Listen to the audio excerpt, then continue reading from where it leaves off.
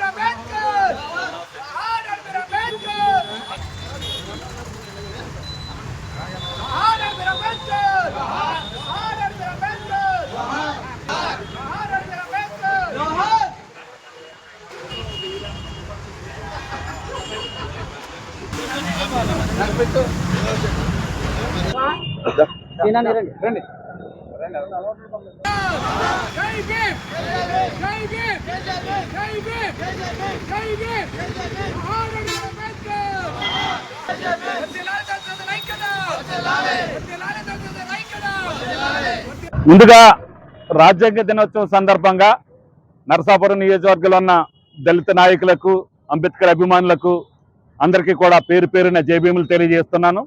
ఎందుకనంటే డాక్టర్ బాబాసాహెబ్ అంబేద్కర్ గారు నవంబరు 26వ తేదీన సుమారు 75 సంవత్సరాల క్రితం భారత రాజ్యాంగాన్ని ఆమోదించడం, పార్లమెంట్లో ఆమోదించడం జరిగింది. ఆయన ఒకటే చెప్పాడు, స్వేచ్ఛ, సమానత్వం, సౌభోదత్వంతో భారతదేశం మెలగాలని, ప్రతి వ్యక్తికి స్వేచ్ఛ ఉండాలని, పత్రిక స్వేచ్ఛ ఉండాలని, వాక్ స్వాతంత్రం ఉండాలని, మత స్వేచ్ఛ ఉండాలని రాజ్యాంగంలో పొందుపరచడం జరిగింది. కానీ నేడు ప్రభుత్వాలు, బీజేపీ ప్రభుత్వం కానీ, కూటమి ప్రభుత్వాలు కానీ రాజ్యాంగాన్ని తొంగలో తొక్కడం జరుగుతుంది. ఎందుకంటే మత స్వేచ్ఛ లేకుండా, పత్రికా స్వేచ్ఛ లేకుండా చాలా ఇబ్బందికరమైన పరిస్థితులు క్రియేట్ చేయడం జరుగుతుంది. మేమందరం కూడా దాన్ని తీవ్రంగా ఖండిస్తున్నాం.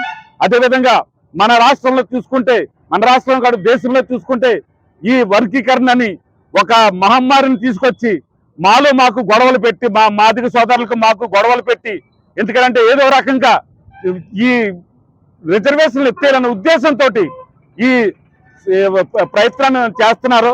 దాన్ని మేము తీవ్రంగా ఖండిస్తున్నాం.